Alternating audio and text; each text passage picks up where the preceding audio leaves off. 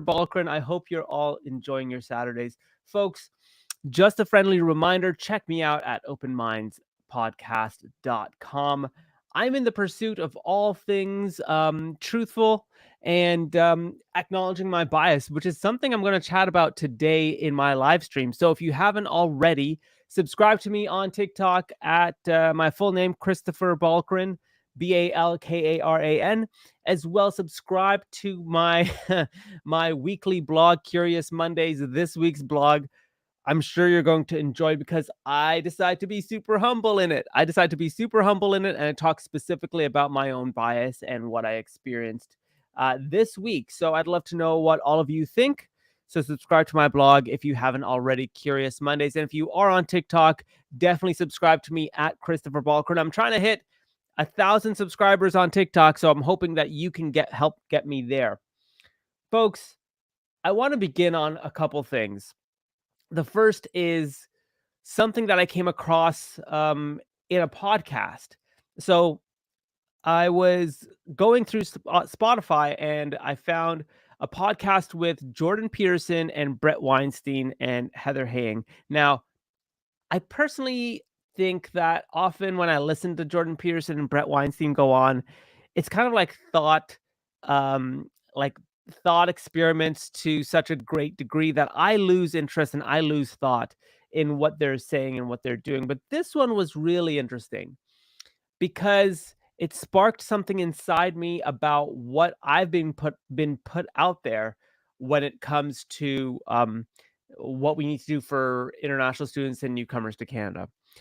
One thing that they talked about a lot was cognitive bias, and I posted this on TikTok as well as Instagram if you haven't seen it. Basically, it's this idea that the higher IQ you have, the more likely you engage in stereotypes. Folks, I want to pause there. What do you think about that? Do you think that the higher IQ you have, the more likely you engage in stereotypes? Now, I actually went through some research on this, and I found that the reason for that is because the higher IQ you have, the more the more easily you are able to identify patterns in behavior, and then the more likely you are to identify those patterns and then come to conclusions based on those patterns. So that is interesting because you think higher IQ means you're more likely to not believe stereotypes.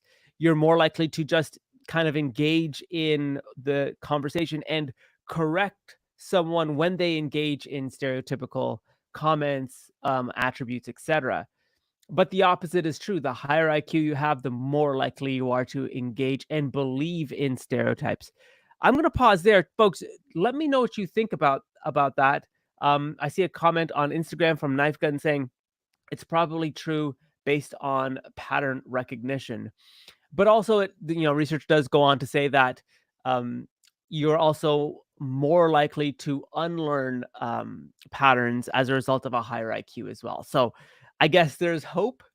But then at the same time, when we look at these different studies about high IQ and we associate them with race, we typically see Ashkenazi Jews, Hindus, um, scoring high levels on IQ scores, etc. Does that then mean there's a correlation between pattern recognition and race? I mean, I know that seems like a stretch, but if we understand that higher IQ test scores skew for specific race and ethnicities, are those races and ethnicities predisposed to more stereotypes? I don't think so myself, but it sparked a question in me about the data we collect. And there's data we collect that's not like the data we collect sometimes isn't robust enough, isn't comprehensive enough because we're scared to ask some of the questions. So we're scared to ask questions about race, ethnicity, and gender when it comes to behavior, right? So, there are many examples of this, and I'm sure many of you have examples of this as well, where there are gaps in research because it's so obvious that people don't want to engage in a race-based data collection. It's very selective race-based data collection because if we were to collect the data, large inferences of could be reinforced about existing stereotypes that higher IQ individuals would perpetuate. I know that sounds like a lot, but think about this. There's a reason we don't collect race-based data. As an example, in Canada, if you actually look at CIHI, the Canadian Institute for Health Information, someone correct me if that acronym is incorrect. But if CIHI were to collect race-based data on abortion statistics in Canada, that would be something I think many people would start inferring about certain races, certain behaviors based on those races. And that could lead towards, I mean, the theory could be that, well, that could lead towards policy being created or stereotypes being reinforced. And as a result, people will probably not want to, maybe people, act out or engage based on that data. Although that seems to be a bit of a stretch. I see Monty on TikTok says, and there are also gray areas when it comes to race itself. That's right, Monty. I mean, it's it's kind of interesting to think that through. It's like if you are mixed race, how do you qualify under race-based data? If you are Indian, like let's say your grandparents are Indian, but your parents and you've raised in Canada, do you still qualify as Indian? Right. And so, especially in Canada, where we have first and second generation immigrants, how many generations does it take to qualify as Canadian? Right. I mean, at what point do you say you're now Canadian? Right? It's so interesting. So that's one of those things where it's like it gets very confusing when we look at race-based data. I see Monty also says on TikTok, it's hard to make those kinds of studies accurate. My family has 3 different races they affiliate themselves with after 5 years. Or sorry, Katya Buzzy B says after 5 years. So yeah, after 5 years, that qualifies you as Canadian. So I'd love to know what you all think about that. Do you think that there are holes in our data as a result because researchers are scared, not scared, but maybe scared is the right word of asking very challenging questions? Knife Gun on Instagram says IQ per race is dicey data. A lot of it is skewed by brain drain, quote unquote, which is that high IQ in people high IQ people tend to leave their country to move to a stronger economy like the US, but it's hard to correct for. That's right, Knife Gun. And I think the other issue with that is we're very terrified of asking those questions. Um, but I think it's also important to ask the question because it can shed light on, the types of opportunities that certain groups make perhaps, I hate to say the most of, but there's something to be said about like work ethic and um, sacrifice. And, I'll say this from my own experience. I used to tutor students coming to Canada and who are applying to Ivy League schools in the United States. And these were first generation immigrant students, mostly from China and South Korea. And I'd help them, write their essays and get through to Ivy League schools. I would say that the the students themselves needed a lot of help with writing. Their math and science scores were through the roof, but their writing needed help. And I will say, of all the students I worked with, and I worked with dozens upon dozens, nothing separated these students who were all Asian, East Asian. They were all East Asian. Nothing separated themselves from, other students, black, white, Indian, Middle Eastern, etc. Nothing separated them. They went to the same public school, etc. But one thing I noticed with the Asian kids in particular that I tutored, because this was a good lesson to me at that age, I would not have done this. They not only reached out to me to be tutored on their writing, and they openly said, "Listen, I don't know how to do this. Can you help me?" And I would help them think through it, and I could see how they were struggling. But they said, "You know what? I'm gonna spend all night doing this, and I'm gonna take everything you said, I'm gonna record what you said, and I'm gonna, like, really rewrite this." And they would spend hours on hours listening to what I said and redo their essay as a result.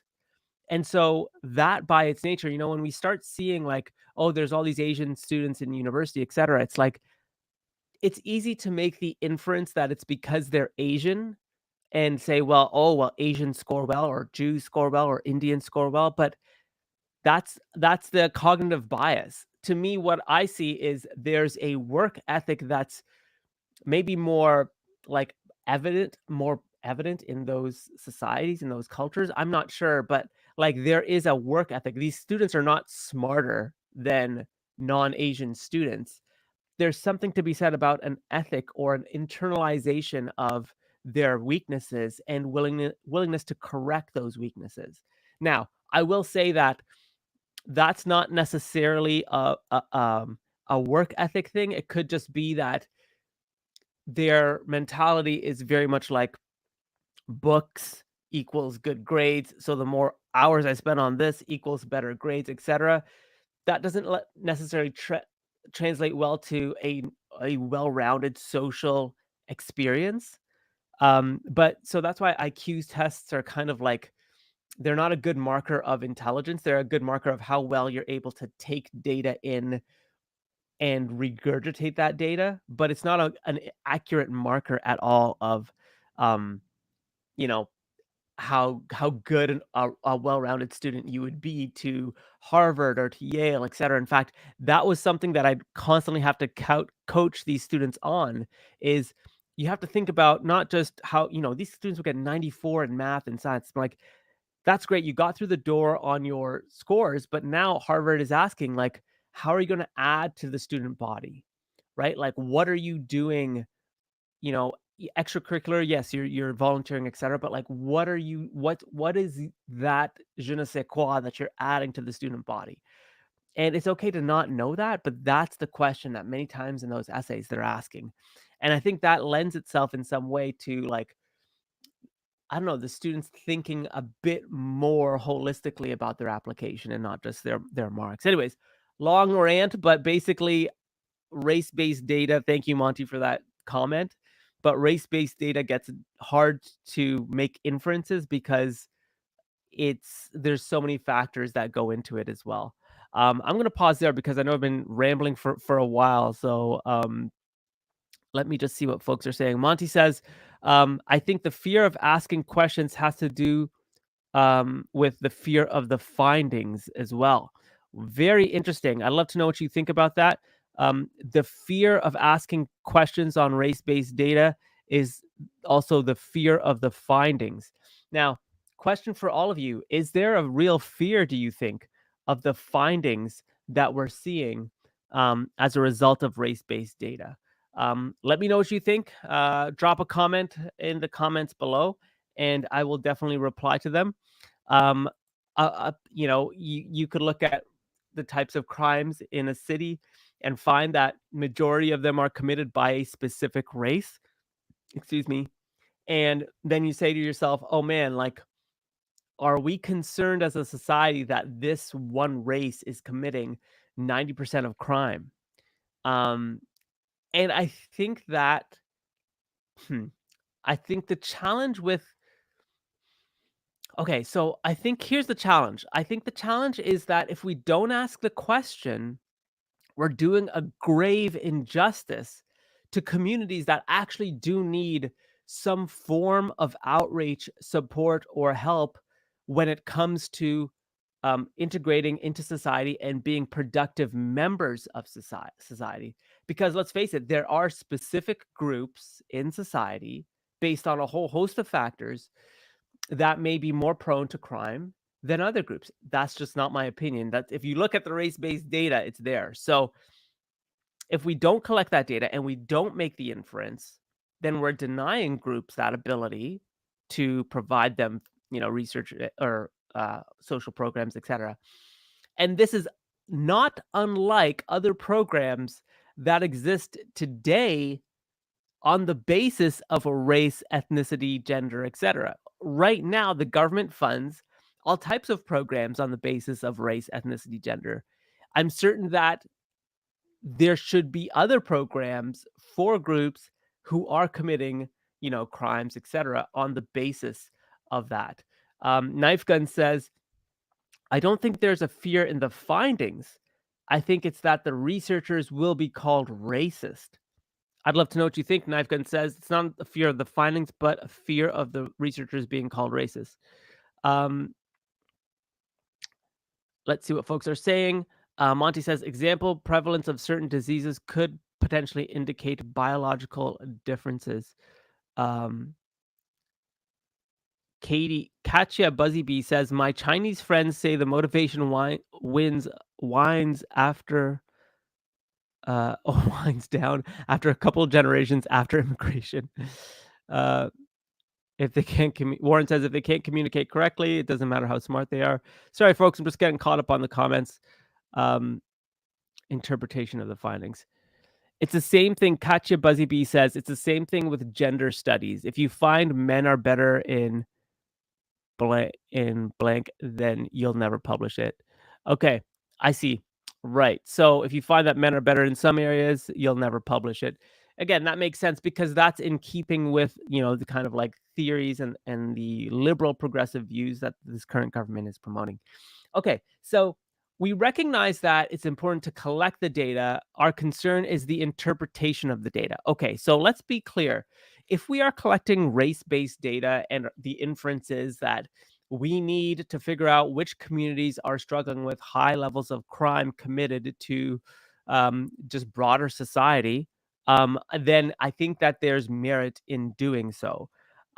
If in fact we are doing something if we are in fact doing research or experience or exposing data that will help governments, reach out to specific communities on a specific issue, I think that's also a good thing. So, for example, going back to my earlier comment about abortion statistics on the basis of race, ethnicity, well, gender, but race and ethnicity, if we find, for example, in Canada, that many abortions are committed are not committed, are engaged in with by young Indigenous women from fly-in only communities, as an example, that would then enable governments to, undertake different policy objectives and options for that community, for those communities.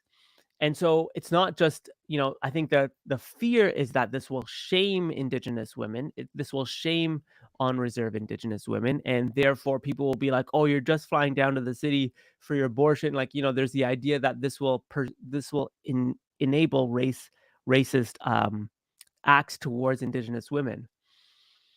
But by not collecting that data, there's a lot of Indigenous women and girls who potentially are getting abortions without the education, programs, services, other supports they need to make an informed decision. So if the data was not collected, then we're basically saying to ourselves, we're burying our heads in the sand because we don't want to highlight the inequities on the basis of race and ethnicity, particularly for specific races and ethnicities that we're seeking to either promote or enable. Um, and so I think that's the issue. I'm just looking at some of the comments. Warren says, if correct data is posted, it accelerates division and hatred, sadly. Um, thanks, Warren. If correct data is posted, it accelerates division and hatred, sadly. Warren, I'm going to challenge that a little bit. Do you think that that is our interpretation, or do you think that actually happens? Because I think what's really important is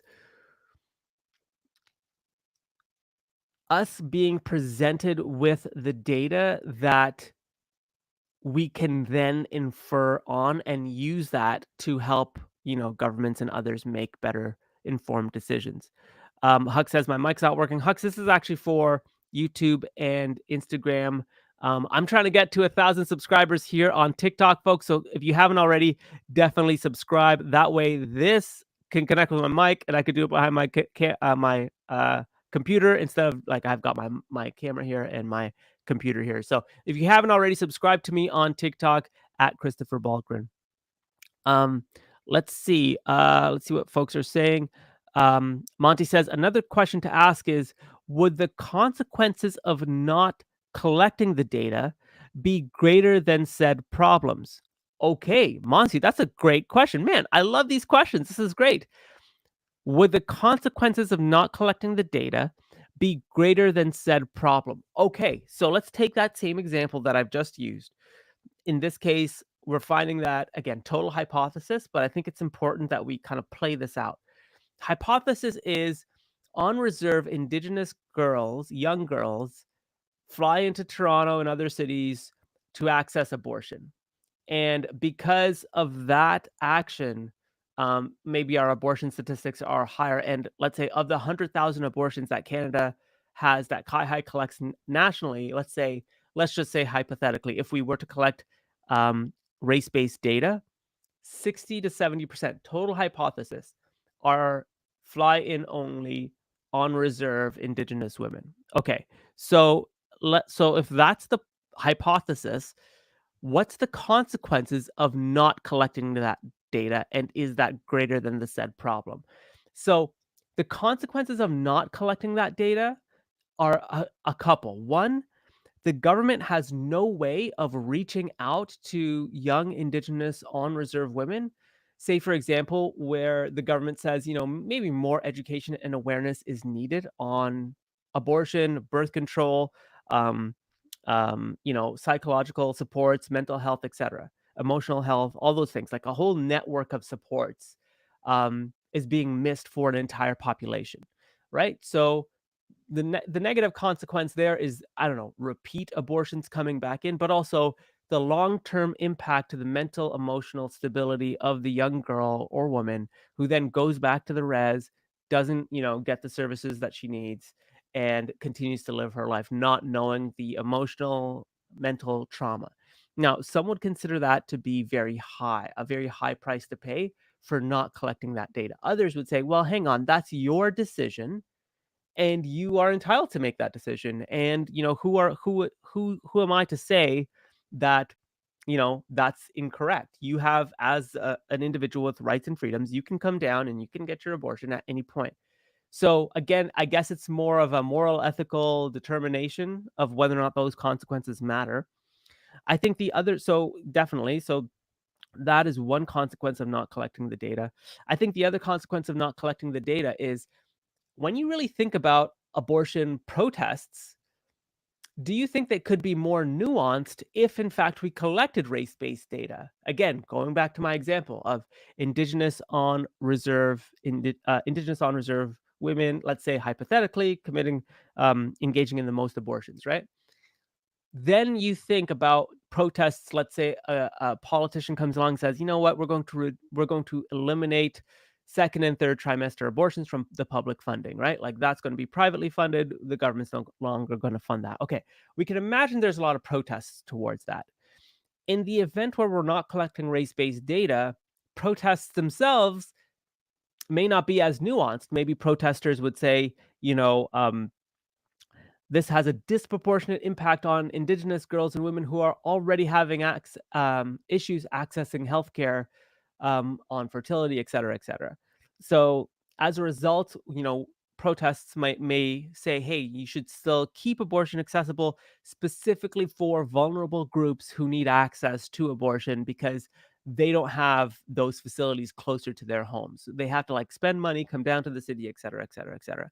So that, I think, those are some of the outcomes, I think, or issues of not collecting race-based data in that very, very specific situation. As well, First Nations groups, political territorial organizations, and other Ontario Native Women's Association, etc., may not be able to know what supports their organization would need to ask of the government when they are going to try to say, we need more money, we need specific funding for young girls, we need mental health and experts in our communities to talk about this specific issue with our young girls. And so that's another example of what happens if we just bury our heads in the sand. Now, we might think of any of these problems as um, as kind of like trivial or like, based on the individual. But I think the issue is if we don't ask these questions, our policy doesn't get more refined.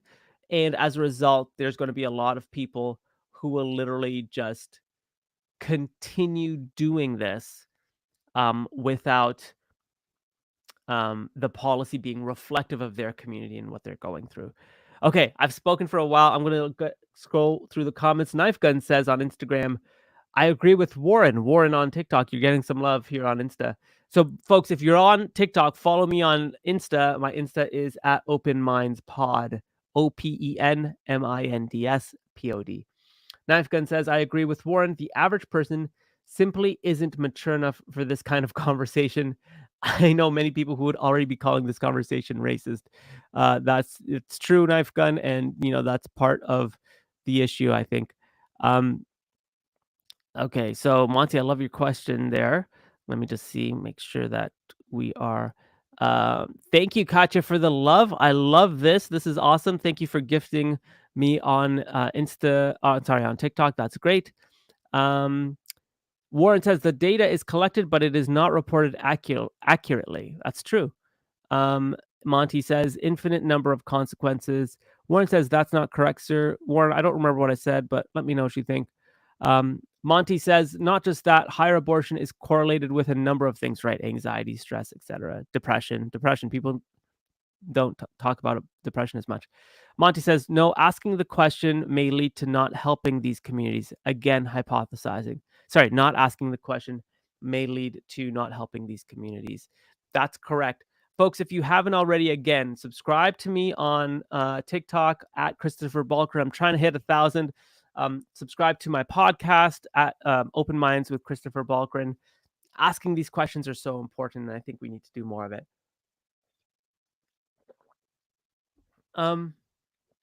Okay, so you might be asking, why am I talking about, these big issues and why we're not asking questions when it comes to race-based data collection? Again, being fearful of the consequences, thinking it may lead to race, induced hatred, etc., etc.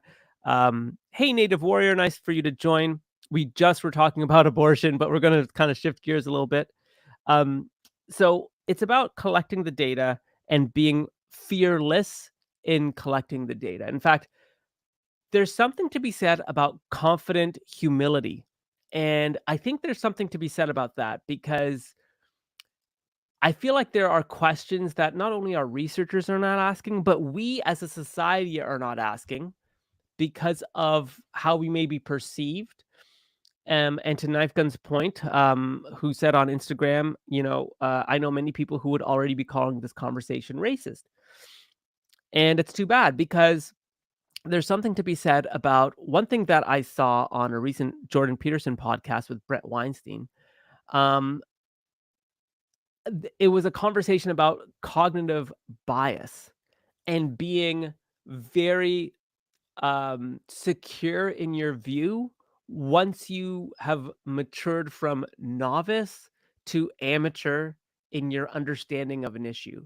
So I've caught myself a few times on this, but I'd love to know what you all think, because I found with myself, if I don't know about a topic and I read maybe 2 research articles, like really in-depth research on a given topic, abortion, I feel very confident in my ability to talk about it at a very high nuance level.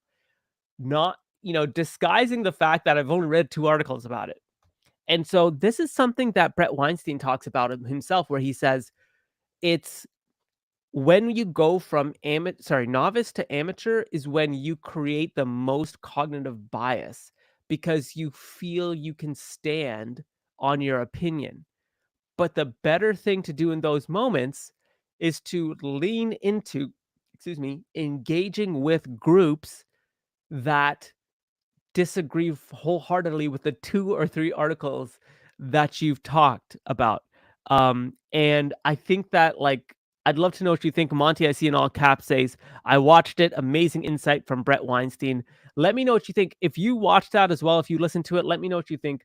Knife Gun says, You're boned either way when it comes to policy on this stuff. The same rule applies the same rules for everyone makes activists say it disproportionately affects X. Different rules will lead to others saying, well, hang on, now that's racist. And I think that knife gun is precisely what Brett Weinstein was talking about. He was saying that, like, when and I see this all the time with activists who literally have read maybe 1 or 2 articles on any given topic, and I'm not trying to call them out, but it's very evident when you just pick apart some of their ideas in a bigger way. So, for example, you'll hear people say all the time, "We have to do more for, protecting the LGBTQ community because they face all types of discrimination." Okay. So, first of all, let's ask, what does protection look like? And how do we know if protection leads to better outcomes? Those simple questions. Now, someone might say, well, what are better outcomes? And you say to yourself, better outcomes include less discrimination, less harassment on the basis of sexual identity and gender identity, sexual orientation, gender identity, more egalitarian treatment of a person not based on sexual orientation. And then I say to them, okay, so then if that's the outcome, what are the protections we're going to put in place for people from that community? And they'll say things like, oh, well, better supports in the workplace. Okay, what do those supports look like? Right? Like, is it a policy? Like, if you discriminate against someone, you're immediately fired? Okay, so then you fire someone. Does that person still feel like they'll come back to work and feel like this is the best way forward? I mean, when you start asking those questions of people who put forward these very blatant statements, you start seeing their arguments completely fall apart. And the reason why is because they themselves and in the research that they've read have not fully thought through all of the kind of avenues that go down that statement of we need to protect the LGBTQ community, right? Like, where exactly, what is that based on? What does that look like? And what are the outcomes that happen? And by the way, the other point I have with this is politicians I find are most susceptible to this cognitive bias because they're elected for 4 years and then they're gone. So they don't care too much about figuring out the avenues of what protection for a specific group looks like. They're more focused on putting forward something that gets them elected and then they can peace out, or in Jagmeet Singh's case, get their 6 years and then they're out. But anyway, I don't mean to do a low blow to Jagmeet Singh. I love the guy, but I think there's something to be said about reading just 1 or 2 articles, forming our thoughts, firming our beliefs, and then believing precisely that we are all knowing about that topic. I've been very susceptible of that. And I'd be curious to know if you could let me know where you've been susceptible about that as well, because I think that's very important for us to recognize and for us to hear on open minds. Throw some comments in the chat, throw some DMs and say, "Hey, here's a topic we should explore," and do so at a very high level because the way in which it's being explored is so one-sided. It's not enough for us to, um, you know, lean on 2 or 3 research articles. We have to go in and challenge those assumptions. Okay, I'm gonna pause again. Um, Katya Buzzybee on TikTok says, I wonder where you draw the line. Collect race data of abortions. What about crime? Exactly. I think there's race-based data on crime, Katya, but you're right. Like, where do you draw the line? Warren says protection has been there for years under all human rights. 95% of people are not discriminated against. Love for everyone to know more about this. Sadly, the community, the LGBTQ community, push it in a way to hard, push it way too hard, and that causes issues. Very interesting feedback from Warren. 95% of people are not discriminated against. What do folks think about that? I think most of us would agree, but let me know what you think in the comments below. The community, in this case, the LGBTQ community, or members of that community, specific members of that community, push it way too hard. And Warren, I'll be releasing a podcast, if not today, tomorrow, with Chloe Smelnick. Smelling, my apologies, Chloe, if you're listening. her and I chatted about who speaks on behalf of the LGBTQ community. You'd be very interested to hear Chloe's perspectives. Her and I had a very interesting conversation, and I'll post that. Knife Gun on Instagram. And again, if you're not on Instagram, or if you are on Instagram, definitely follow me at Open Minds Pod. Says, I intentionally read and follow sources I disagree with so I can check myself against the best arguments against my beliefs. Knife Gun, you're doing better than 99% of us.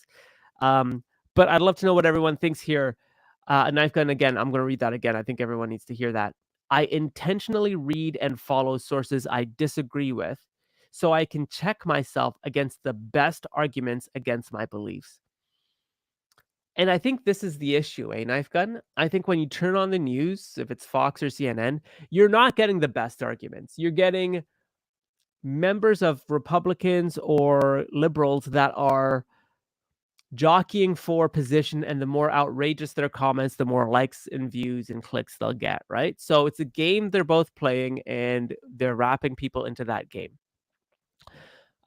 Monty, Cnix 11 says white straight power. All right, we should talk about that too. Cnix 11.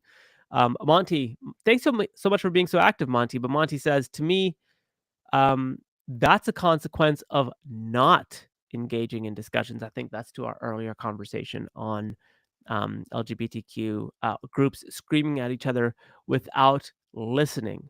That's right. Groups screaming at each other without listening, not engaging, folks. That's it. Knife Gun. I love your interaction, folks. If you haven't already, subscribed to me on TikTok at Christopher Balkrin, trying to hit that 1,000. Knife Gun says this: 95% not discriminated. That's only true in developed progressive countries. Canada, US, UK, correct. Most of the world, way more discrimination. What do folks think here about that? I mean, that's the sad truth. There's a lot of data to support that. But what do you think? Do you think that 95% not discriminated is only true in developed progressive countries? Most of the world, there's way more discrimination. What do you think? Let me know in the comments below. Certainly there's exemptions, of course, but we're talking comparatively large population countries. Do you believe that? Thank you again, everyone, for engaging in this conversation. Going back to this whole cognitive bias, I want to pick apart something Cnix 11 said, which is white straight power. So there's something to be said today about white heterosexual men in particular, white heterosexual women in particular, feeling completely left out of the decision-making, DEI, etc., that is really gripping our schools, universities, workplaces, etc. Now, one may make the argument that for the longest time, members of underrepresented groups were not being engaged in a respectful way for leadership opportunities. One may make the inference that you don't have to have data to support that. Look at most all companies and not companies, most all sectors, and look at their boards and look at their senior and executive leadership, and you'll notice common trends of like white men in power, right? Like that's generally what I would argue the other side would say. Now, the counter to that, which is something Brett Weinstein and Jordan Peterson talk about and discuss, which is it's not white men particularly, it's specific white men who come from very specific backgrounds that are very much aligned with, leadership inside executive companies, right? So like there's a lot of white poverty, there's a lot of white middle class men, poor men, middle class men who never who never get into those positions either, and they're also feeling like they're not being discussed as much. But a white man from a very specific family and very specific economic background are the ones that are chosen for these leadership positions. But I want to explore that further. Do you think as a result of that misunderstanding, perhaps, of that lack of nuance and understanding who gets promoted, who's in leadership, et cetera, et cetera. That then leads to this kind of um, knee-jerk reaction of let's go in the most extreme opposite end by then promoting Christopher, promoting people of color, et cetera, into senior executive leadership positions to quote unquote diversify our leadership. And this is something Brett Weinstein talked about, because then do you think that's the appropriate policy solution that leads to long-term health of an organization? Or does it breed and manifest the same resentment that members of underrepresented groups had towards white men? Now, white men in this example may have towards underrepresented groups in leadership. Let me know what you think. I think that this is a conversation that we're not talking about because we're all kind of like worried about how we might be perceived. But I think we need to be talking about it, and we need to look at the data, but we also have to be kind of skeptical of what the data is presenting us as well. And sometimes the data isn't always robust enough to tell us what is the criteria. So, for example, the data may say, by the way, of Canada's top 10, of Canada's sectors, the top 10 companies have, let's say, in 2001, 9% of their senior executive leadership were from underrepresented groups. By 2024, this was now 81% or something like that. And someone would say, "Oh, that's progress." Right? That's progress. Okay. So there's a couple qualifiers. Who do we define as underrepresented groups? Who's applying to executive leadership positions? Because if we don't have that data, then we can't make the we can't make the conclusion there's discrimination. Right? So this is an example of how someone's argument can be easily picked apart.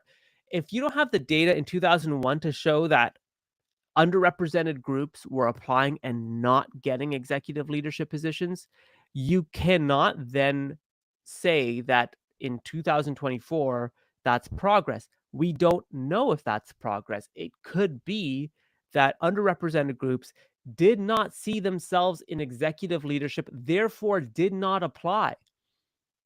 And then you say to yourself, okay, well, if they didn't see themselves in senior leadership positions, they didn't apply. Okay. So then are there qualified people from underrepresented groups that could be in executive leadership positions? Yes. How do we get them to apply? It's not as easy as having like a mentor from an underrepresented group to help them get into those positions, because I am right now trying to mentor people who are white, who are straight, and I'm saying you would be great, you would be perfect for an executive leadership position, but they have family responsibilities, they have personal lives, they don't live in the city center, commuting is a big thing. There's a whole host of reasons why people, regardless of race and gender, don't go for um, a senior executive position. So the inference has to be qualified on the basis of I didn't go for that position because I didn't see myself in leadership. I'm brown, they're white, they don't want me. Like, it's so much harder to prove that. There's a whole host of reasons why people in general just don't go for these positions. I'm going to stop rambling for a second. I know there's a lot of comments here. Knife Gun says, um, it's not about race or gender, it's about the individual. Canada has many examples of big CEOs from other countries becoming big CEOs here. Very good point. Let me just see what folks are saying. Thanks, Warren. Warren says, very true words. Thank you for that. Most qualified person for the position should get the job, bottom line. Nemnock on TikTok. Folks, if you haven't already, Nemnock and I have a great back and forth relationship. Nemnock doesn't like me. My opinions, I shouldn't say. Maybe Nemnock likes me as a person. Nemnock says, I roll. Nemnock, I've told you before, if you reply to my ideas with an eye roll, you're just engaging in, well, everything that I'm talking about, your own cognitive bias. Um, I think you're making a lot of assumptions about what's happening. I think your comments making a lot of assumptions about my opinion. Um, let's see. Warren says, Nemnock, hi. You, Nemnock says, Warren, you don't sound like you're in HR. And then Warren says, a hiring manager for over 20 years. Interesting. Um, Christopher, you just made the statement, "I'm brown, they're white, they don't want me. That's the problem." Okay. Um, Monty says, "And to be honest, having the qualifications um, nowadays isn't enough. Can't you articulate your qualifications? Because for us in Canada, a bazillion qualifications exist. Everyone has equal." Monty, could you expand on that? Nemnock says, "I'm stating my opinion to your comments." Interesting, interesting. Um, Folks, as always, definitely subscribe to me on TikTok at Christopher Balkrin. I'm trying to hit 1,000 likes, subscribe, share this live stream with folks that you know. I'm trying to get and build a community that are truly trying to explore things from an open and honest mindset where we're challenging each other's cognitive bias and behaviors as well. Um, So again, folks, I want to know. I want to explore this now because I see a lot of comments. Knifegun says, "I used to be the most qualified bottom line guy. I disagree now. Countries do need to change socially. This is part of the leadership job too." I see what Knifegun is saying. So Knifegun says, um, Knifegun used to believe that the most qualified guy should get the job, but countries do need to change socially. That's part of the leadership job as well. Let me know what you think about that. Does leadership need to be reflective of the societies in which they operate, basically? And if that's the case, um, does that not? Okay, so Knife Gun, I'm going to like take uh again challenge that a little bit and say, do you think, okay, so here's a question, and I'm going to be as honest as I can because I think that's very important in this pursuit of being truly open-minded. When you look at the stats, and I'm sure someone's going to critique me in the comments, but I'm okay with that. When you look at the stats, so Monty, man, Monty's on it today. Monty on TikTok says define the most qualified, most degrees, certificates, experience, etc. Good question. I think it's all of those things, Monty, probably a bit more. But okay, let's go back to the stats. If you look at the stats, like members of the LGBTQ population in Canada occupy a fraction of a percent of the population, right? Like a fraction of a percent. Okay. Why then do you think there's a fixation specifically in certain sectors for them to highlight their leadership being of the LGBTQ community? Right? So if we accept that leadership of an organization, let's say a publicly funded organization, a bank for example, their leadership team should be reflective of the population in which they serve. Well, if the LGBTQ community is a fraction of the percentage of the population, then that would mean there should be no pressure to hire someone on the basis of sexual orientation or gender identity. If in fact we want to show a reflective um, um, view of the population. Okay, so if that's the case, why is it that sexual orientation, gender identity is in fact a question that is on job ads? And again, it's optional, but still, it's a question. And it's a question that's open and it's there and it's for the world to see, despite LGBTQ members only being a very small percentage of the overall population of Canada. And the same could be true for Indigenous community members, Black community members, you know, uh, I guess gender non-conforming would be LGBTQ, um, persons with disabilities. All of these groups represent a fraction of a percentage, in some cases, a fraction, well, not all, but many represent a small percentage of the general population of Canada. If that's the case, why is there a push for underrepresented groups? In fact, that word is very problematic. Underrepresented, what does that mean? Why is there a push for these groups to be in the leadership cadre within uh, senior leadership? So that's the question I think we should be asking. I know it's not the most popular question. I know it's not the question that perhaps people want to hear, but it's one that we should be discussing. Um, Nemnock says 13% prefer not to say. That's a good point, Nemnock. But again, we can't infer that 13% are members of the LGBTQ community either. If someone prefers not to say, it's because they don't want to say that, and we have to respect that. But we can't infer they are part of a group or not. Monty says, I would argue the push is to avoid history repeating itself. Oh, Nemnock says, I missed the comment before. What did Monty say? No, I'm stating my opinion of your comments. I have no idea what you're talking about, Nemnock. Okay, I'm gonna keep going. Monty says, I would argue the push is to avoid history repeating itself. So the push for more diversity in leadership, and again, diversity by what we're defining it is race, ethnicity, gender. We want to push that so that we avoid history repeating itself. And history being in the past, we've seen large scale organizations have a lack of diversity in their leadership. And again, another inference is as a result of the lack of diversity in leadership, we're not getting different perspectives at the table based on life experiences to make policy decisions, to make investment decisions, etc. And I see there's merit in that. I do think there's merit in having a diversity of perspectives at the table. But that presumes, again, if you're a member of a community, you have a perspective of that community.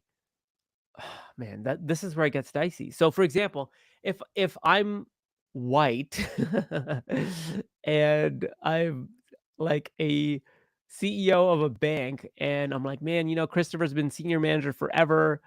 I think he'd be perfect for the board chair. Can we kind of like see if we can make that happen? And people are like, yeah, I think Christopher's got it. Like, I think he's on it. He's been showing leadership, da da da.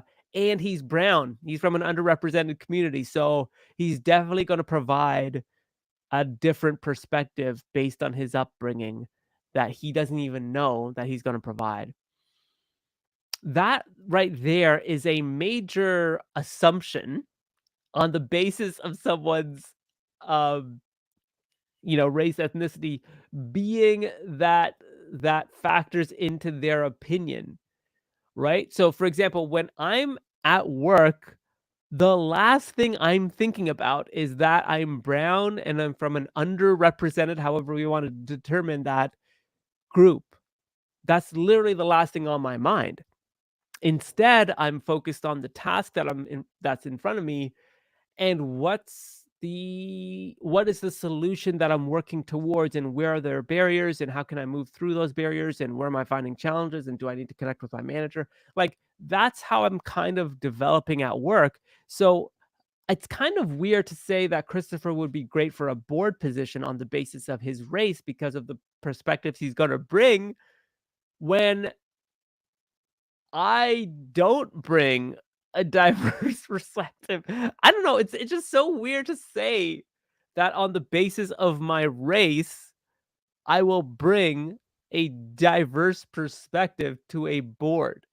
Um, Warren says, if you list yourself as a member of the LGBTQ community on a government job application, it helps. Monty says, could be true and untrue. That's right. Exactly. Could be both true and untrue. So this is where I think cognitive bias really does rear its ugly head, because it is so evident, and Warren could probably speak to this 20 years as an HR manager. It is so evident that the policies that are being pursued on diversity in leadership on the basis of race, ethnicity, and gender aren't based on people who have read competing research against existing research about the lack of diversity leading to, feelings of isolation, ostracization, feelings of othering, etc., that underrepresented groups face. Not denying those experiences, but the natural next question is, okay, if we diversify our leadership, do people from groups feel more connected with the organization? And if the answer is still no, then this whole DEI in leadership would have basically fallen apart. It would have been a policy that was pursued that had no real merit and no real outcomes. Now, I'm totally against the idea of, people saying like, I'm totally for the idea of trying policy, but the way in which this in particular is being tried, it's done so with like this air of this is the only way forward. And we see this in our news, we see this on our cable news about, all this LGBTQ and gender diversity, DEI in in our commercials, in our, who's promoted, like we're seeing this everywhere. And I think in, 10 to 15 years, we're going to look back and be like, wow, that person made that commercial because of their race, gender, ethnicity. Isn't that messed up? I should make a tweet about that. But I'd love to know what you think. But again, a clear example of cognitive bias on the basis of us thinking that underrepresented groups, if we have more of in leadership positions, it would somehow solve issues, but we have no conception whether or not that works. And I think the more open we are about our own cognitive bias, the better. Folks, I have been speaking for just about an hour, and I feel like this live stream was really good. I know some of you like or don't like what I've said, and that's great. But the people who do like and do take something from this, I really hope that you are going to follow me on TikTok at Christopher Balkarin, or you follow me on Instagram at Open Minds Pod.